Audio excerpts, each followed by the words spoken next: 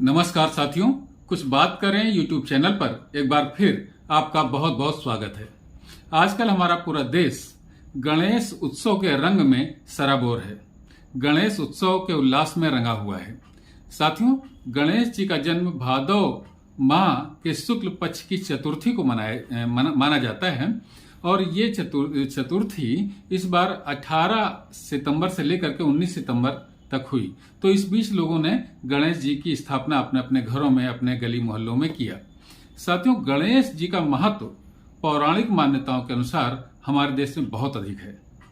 गणेश जी को हम शुभ का देवता मानते हैं और किसी भी पूजा पाठ का आयोजन जब हम करते हैं तो सबसे पहले गणेश जी को आमंत्रण देते हैं और हम किसी अपने कार्य को प्रारंभ करते हैं, सामान्य भी किसी कार्य को प्रारंभ करते हैं तो एक मुहावरा सा बन गया है कि चलो श्री गणेश किया जाए। श्री गणेश जी को हम लोग शुभ का देवता तो मानते ही हैं और इसके साथ साथ उन्हें विघ्नहर्ता भी मानते हैं।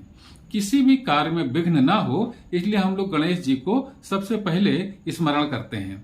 इसके साथ ही साथ गणेश जी को हम लोग बुद्धि का भी देवता मानते हैं। बुद्धि का देवता तो हम लोग इस तरीके से मानते हैं कि हमारे यहाँ महाभारत में वर्णित है कि महाभारत ग्रंथ का लेखन कार्य गणेश जी ने ही किया। जब व्यास जी ने महाभारत को अपने मस्तिष्क में पूरी उसकी संरचना कर ली, उसकी रचना कर ली, तब उनको ये चिंता हुई कि आखिर इसका लेखन कैसे किया जाए। तो ब्रह्मा जी की सलाह के अनुसार गणेश जी को स्मरण किया व्यास जी ने और गणेश जी ने उस पूरी महाभारत का लेखन कार्य किया, ऐसा माना जाता है, ऐसा महाभारत में वर्णित है।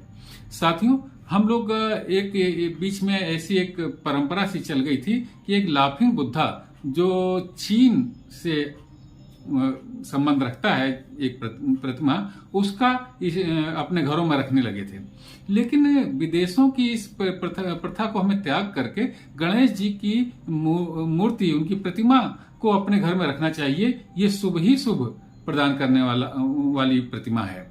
तो साथियों, लेकिन ये शुभ तो देता है, लेकिन इसके साथ में अगर आधुनिक संदर्भों में भी हम गणेश उत्सव को जोड़ें तो आपको मालूम होगा ही कि बाल गंगाधर तिलक जो प्रसिद्ध स्वतंत्रता सेनानी थे हमारे देश के, उन्होंने इस उत्सव का प्रारंभ किया। प्रारंभ इस तरीके से हम मानते हैं, वैसे तो प्रारंभ से शिवाजी महाराज, जो छत्रपति शिवाजी महाराज थे, उसके बाद मराठाओं ने गणेश पूजा खूब जोर शोर से अपने समय में करते थे। लेकिन ये सभी लोग अपने घरों में गणेश पूजा करते थे, अपने महलों में गणेश पूजा करते थे। लेकिन इसे सार्वजनिक रूप से और एक राष्ट्रीय पहचान जिस महापुरुष ने दिलाई, उनका नाम है बाल गंगाधर तिलक।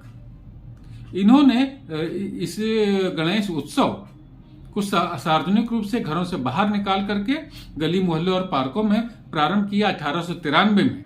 और उनका मकसद ये था कि इस पूजा को देश को आजाद कराने का एक माध्यम बनाया जाए, लोगों में एक भारतीय सभ्यता और संस्कृति के प्रति जागरूकता उत्पन्न की जाए और देश को आजाद कराने का जागरण का माध्यम इसको बनाया जाए। और ऐसा उन्होंने किया। तो ये बाल गंगाधर तिलक की बहुत बड़ी देन है हम लोगों को कि गणेश उत्सव को उन्होंने घरों से निकाल करके सार्वजनिक स्थानों पर आयोजन उसका करना प्रारंभ कराया 1893 में। तो साथियों, गणेश उत्सव का आनंद बराबर लीजिए, इसे पूरी श्रद्धा के साथ मनाइए और गणेश जी शुभ के देवता हैं और बुद्धि के देवता हैं, इस बात को हमेशा स्मरण रखिए। तो साथियों, आज की चर्चा में बस इतना ही। अगर आपने हमारे इस चैनल को सब्सक्राइब नहीं किया है तो कृपया सब्सक्राइब करें, लाइक भी करें पसंद आने पर और अपनी टिप्पणियों से हमें जरूर अवगत कराएं। कल किसी और मुद्दे पर आपसे बात करूंगा। तब तक के लिए जय हिंद, वंदे मातरम।